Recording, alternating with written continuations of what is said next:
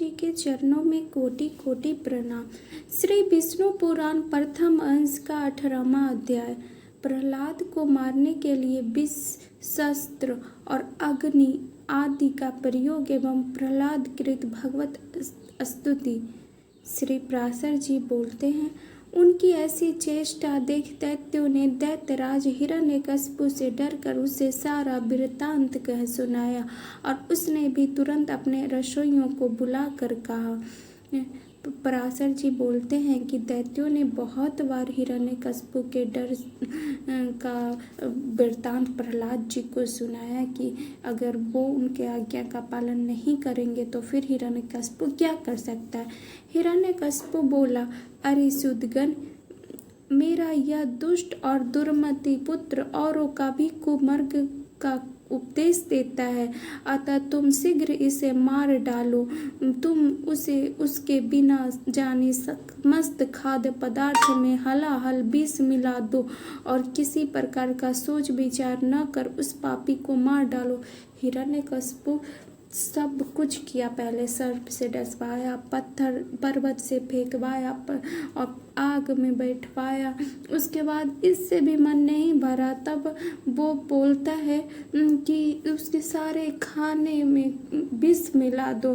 तब पराशर जी समझाते हैं, बोलते हैं, सुनाते हैं पराशर जी हम लोग को। तब उन रसोइयों ने महात्मा प्रहलाद को जैसी कि उनके पिता आज्ञा दी थी उसी के अनुसार विष दे दिया। हे मैत्रेय, तब वे उस घोर हलाहल विष को भगवान के उच्चारण से अभिमंत्रित कर अन्न के साथ खा गए तथा भगवान के प्रभाव से निस्तेज हुए। उस विष को खाकर उसे बिना किसी विकार के पचाकर स्वस्थ चित्त से स्थित रहे। उस महान विष को पचा हुआ देख रसोइयों ने भय से व्याकुल हो हिरण्यकशिपु के पास जाकर उसे प्रणाम करके कहा। श्री पराशर जी तब सुनाते हैं कि जब उन रसोइयों ने प्रहलाद को हिरण्यकशिपु की आज्ञा से विष मिला दिया था उनके खाने में, फिर भी प्रहलाद जी के खाने के बाद भी उनको कुछ नहीं हुआ। तब वो रसोइया डरते हुए हिरण्यकशिपु को जाकर कहती है, सुदगण बोले, हे दैत्यराज, हमने आपकी आज्ञा से अत्यंत तीक्ष्ण विष दिया था, तथापि आपके पुत्र प्रहलाद ने उसे अन्न के साथ पचा लिया। उसी में रसोइया एक का नाम सुदगण था, वो बोलते हैं कि जो दैत्यराज, आपकी आज्ञा से उसमें विष तो मिला दिया था, लेकिन आपके पुत्र प्रहलाद ने उसे भी पचा लिया। तब हिरण्यकशिपु बोला, हे पुरोहितगण, शीघ्रता करो, उसे नष्ट करने के लिए अविकृत्या उत्पन्न करो और देरी न करो। मतलब कि हिरण्यकशिपु कहता है कि जल्दी करो और उसको किसी भी तरह से नष्ट करो प्रहलाद जी को। तब पराशर जी सुनाते हैं, तब पुरोहितों ने अति विनीत प्रहलाद से उसके पास जाकर शांति पूर्वक कहा। वो जो पुरोहित थे वो विनीत प्रहलाद जी के पास उनके पास शांति पूर्वक क्या कहते हैं वो आगे। पुरोहित बोले, हे आयुष्मान, तुम त्रिलोकी में विख्यात ब्रह्मा जी के कुल में उत्पन्न हुए हो और दैत्यराज हिरण्यकशिपु के पुत्र हो। तुम्हें देवता, अनंत अथवा और भी किसी से क्या प्रयोजन है? तुम्हारे पिता तुम्हारे और संपूर्ण लोगों के आश्रय हैं और तुम भी ऐसे ही होगे। वो बोलते हैं कि तुम ब्रह्मा जी के कुल में उत्पन्न हुए हिरण्यकशिपु के पुत्र हो, तुम देवता के पक्ष में क्यों हो? तुम अपने पिता के पक्ष में क्यों नहीं हो? ऐसा पुरोहित बोलते हैं प्रहलाद जी को। इसलिए तुम यह पक्ष की स्तुति करना छोड़ दो। तुम्हारे पिता सब प्रकार प्रशंसनीय है और वे ही समस्त गुरुओं में परम गुरु है। वो पुरोहित जी प्रहलाद जी को समझाते हैं कि तुम अपने विपक्षी मतलब कि श्री भगवान हरि का स्मरण करना छोड़ दो और अपने पिता का स्मरण करो, क्योंकि वही सर्वश्रेष्ठ है। ऐसा पुरोहित जी बताते हैं। तब प्रहलाद जी बोलते, हे महाभागवन, यह ठीक ही है। इस संपूर्ण त्रिलोक में भगवान मरीचि का यह महान कुल अवश्य ही प्रशंसनीय है। इसमें कोई कुछ भी अन्यथा नहीं कह सकता। और मेरे पिताजी भी संपूर्ण जगत में बहुत बड़े पराक्रमी हैं, यह मैं भी जानता हूँ। यह बात भी बिल्कुल ठीक है, अन्यथा नहीं। और आपने जो कुछ कहा कि समस्त गुरुओं में पिता ही परम गुरु है, इसमें भी मुझे लेस मात्र संदेह नहीं। पिताजी परम गुरु हैं और प्रयत्न पूर्वक पूजनीय हैं, इसमें कोई संदेह नहीं। और मेरे चित्त में भी यही विचार स्थित है कि मैं उनका कोई अपराध नहीं करूँगा। किंतु आपने जो यह कहा, तुझे अनंत से क्या प्रयोजन है, सो ऐसी बात का भला कौन न्यायोचित कह सकता है। आपका यह कथन किसी भी तरह ठीक नहीं है। प्रहलाद जी बोलते हैं कि मेरे पिता मेरे लिए पूजनीय हैं और वो शक्तिमान है, इसमें कोई संदेह नहीं है। लेकिन श्री भगवान विष्णु सर्वश्रेष्ठ हैं, वही भगवान है। ये सिर्फ श्री हरि ही हैं। ऐसा पिताजी को भगवान नहीं मान सकते, मतलब ऐसा प्रहलाद जी बोले। ऐसा कहकर वे उनके गौरव रखने के लिए चुप हो गए और फिर हंसकर बोले, तुम्हें अनंत से क्या प्रयोजन है, इस विचार का धन्यवाद है। मेरे गुरुगण, आप कहते हैं कि तुझे अनंत से क्या प्रयोजन है। धन्यवाद है आपके इस विचार को। अच्छा, यदि आपको बुरा न लगे तो मुझे अनंत से प्रयोजन है, सो सुनिए।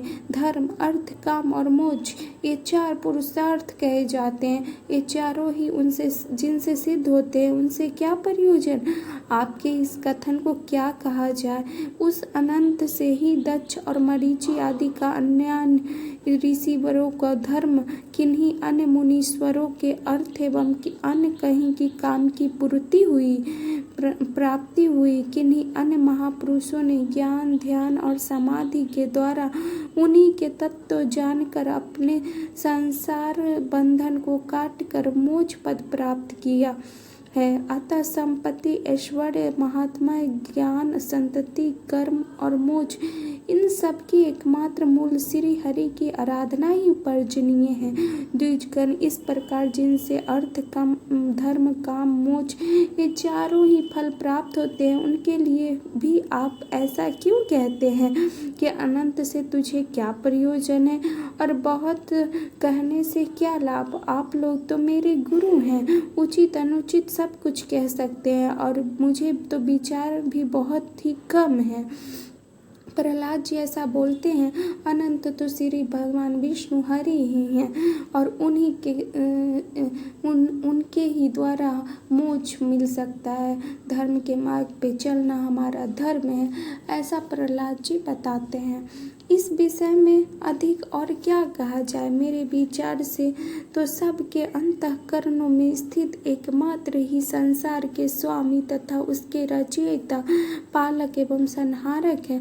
वे ही भोक्ता और भोज्य तथा वे ही एकमात्र जगदीश्वर हैं। हे गुरुगण, मैंने बाल्याभास से यदि कुछ अनुचित कहा हो तो आप क्षमा करें। प्रहलाद जी निम्र वाणी से समझाते हैं और अंत में कहते हैं कि यदि मुझसे कुछ बाल्याभास से अनुचित कहा हो तो क्षमा भी मांगते हैं। पुरोहित गण बोले, अरे बालक, हमने तो यह समझकर कि तू फिर ऐसी बात न कहेगा, तुझे अग्नि में जलने से बचाया है, हम यह नहीं जानते थे कि तू ऐसा बुद्धिहीन है।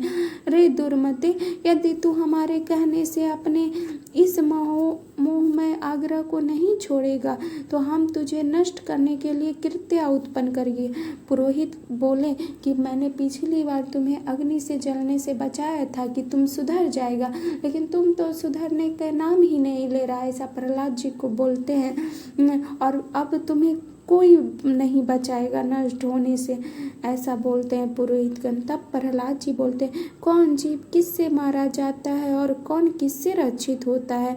शुभ और अशुभ आचरणों के द्वारा आत्मा स्वयं ही अपनी रक्षा और नाश करता है।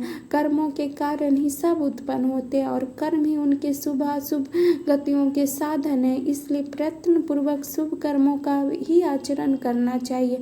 प्रहलाद जी बोलते हैं, कौन जीव किसको मारता है और कौन रक्षित करता है, ये सब तो शुभ और अशुभ कर्म के कारण ही होता है।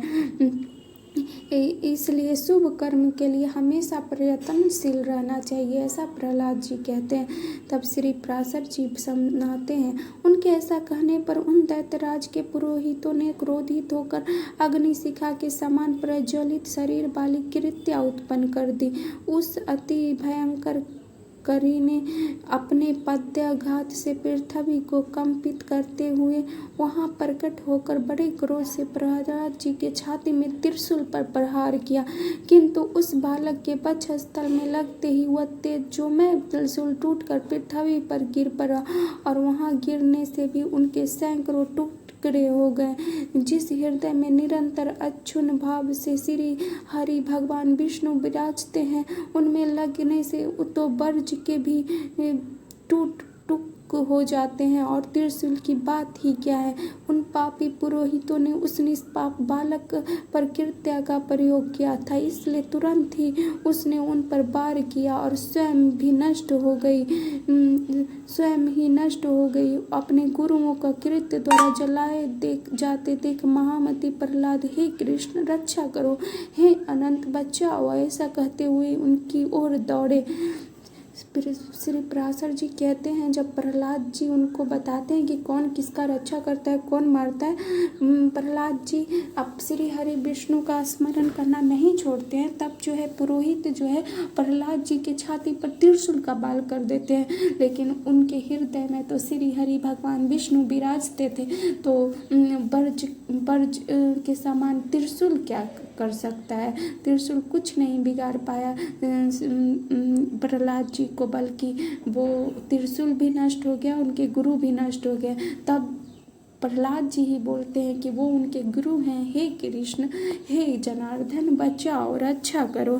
तब प्रहलाद जी कहने लगे, हे सर्वव्यापी विश्वरूप विश्व सृष्टा जनार्दन, इन ब्राह्मण की इस मंत्री गण रूप दुख सह से रक्षा करो। मतलब कि उनके जो पुरोहित गण थे उनको और जब नष्ट हो गए हैं, तब बोलते हैं प्रहलाद जी इनकी रक्षा करो। सर्वव्यापी जगत गुरु भगवान विष्णु सभी प्राणियों में व्याप्त है, इस सत्य के प्रभाव से ये पुरोहित गण जीवित हो जाए। यदि मैं सर्वव्यापी और अच्छे श्री भगवान विष्णु को अपने बीच पक्षियों में भी देखता हूँ, तो ये पुरोहित गण जीवित हो जाए। जो लोग मुझे मारने के लिए आए, जिन्होंने मुझे विष दिया, जिन्होंने मुझे आग में जलाया, जिन्होंने दिग्गजों से पीड़ित कराया और जिन्होंने सर्पों से डसाया, उन सब के प्रति यदि मैं समान मित्र भाव से रहा हूँ और मेरा कभी पाप बुद्धि नहीं हुई, तो उस सत्य के प्रभाव से दैत्य पुरोहित ही जी उठ जाए। प्रहलाद जी बोलते हैं कि सभी में अगर मैं भगवान विष्णु को देखता हूँ, सभी के साथ मैंने मित्र भाव से रहा हूँ, और मतलब कि वो किसी के साथ भेदभाव नहीं किए हैं, हमेशा सत्य मार्ग पे चले हैं, तो वो जो दैत्य पुरोहित जी नष्ट हो गए थे वो पुनः जीवित हो जाए, ऐसा बोलते हैं। तब श्री पराशर जी सुनाते हैं, ऐसा कहकर उनके स्पर्श करते ही वे ब्राह्मण स्वस्थ होकर उठ बैठे और उस विनयवंत बालक से कहने लगे। ऐसा कहने पर प्रहलाद जी के ऐसा कहने पर वो पुनर्जीवित हो गए और वो पुरोहित कहने लगे विनय भाव से। पुरोहित कन बोले, हे वत्स, तू बड़ा श्रेष्ठ है, तो दीर्घायु निर्द्वंद बल वीर संपन्न तथा पुत्र पौत्र और धन ऐश्वर्य आदि से संपन्न हो। पुरोहित उसे आशीर्वाद देते हैं कि तुम बहुत ही श्रेष्ठ हो, तुम दीर्घायु हो, बल वीर संपन्न हो और पुत्र पौत्र धन ऐश्वर्य से संपन्न हो तुम्हारा जीवन। श्री पराशर जी सुनाते हैं, हे महामुनि, ऐसा कह पुरोहितों ने दैत्यराज हिरण्यकशिपु के पास जा उसे सारा समाचार ज्यों का त्यों सुना दिया। तब जो है वहाँ पे जो पुरोहित के दैत्यराज थे, वो हिरण्यकशिपु के पास समाचार जाता है कि ऐसा ऐसा हुआ है। यही था इति विष्णु पुराणे प्रथम अंशे अष्टोध्याय। यह श्री विष्णु पुराण प्रथम अंश का अष्टाध्याय था, 18 अध्याय था।